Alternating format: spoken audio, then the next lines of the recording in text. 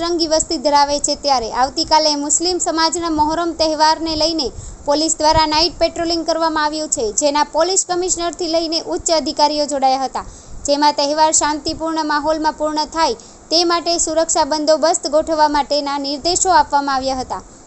મોહરમ તહેવારને લઈને પોલીસનું નાઇટમાં ફૂટ પેટ્રોલિંગ યોજાયું હતું।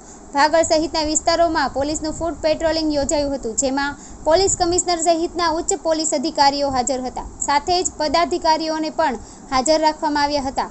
મોહરમનો તહેવાર શાંતિપૂર્ણ અને કોમી એખાલસમાં પૂર્ણ થાય તે માટે સમગ્ર રૂટની સમીક્ષા કરવામાં આવી હતી। પોલીસ કમિશનર અનુપમસિંહ ગોહલોતે કહ્યું કે મોહરમ અને તાજિયાના જુલુસ નીકળવાના છે, ત્યારે ભાગળ વિસ્તારમાં અમે પદાધિકારીઓ અને ઉચ્ચ અધિકારીઓ કઈ ગલીમાંથી તાજિયા નીકળશે તેમજ આ તહેવાર શાંતિપૂર્ણ માહોલમાં પૂર્ણ થાય તે માટે અમે વ્યવસ્થા ગોઠવી છે। કોમી એખાલસ સાથે સમગ્ર તહેવાર પરિપૂર્ણ થાય તે માટે પેટ્રોલિંગ કરવામાં આવ્યું છે।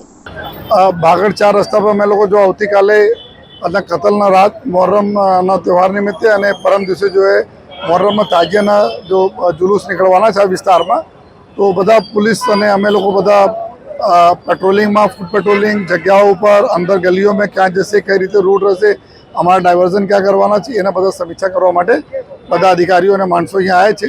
અત્યારે પણ અમે લોકો જો ફૂટ પેટ્રોલિંગ કરીને જોઈએ છીએ કે બધી વ્યવસ્થા સારી રીતે થાય, તહેવાર સારી રીતે કોમી ક્લાસ પૂરા પૂર્ણ થાય, આ પ્રકારની વ્યવસ્થાઓનું ધ્યાનમાં રાખી આજે બધા અમે લોકો અત્યારે પેટ્રોલિંગમાં નીકળ્યા છીએ।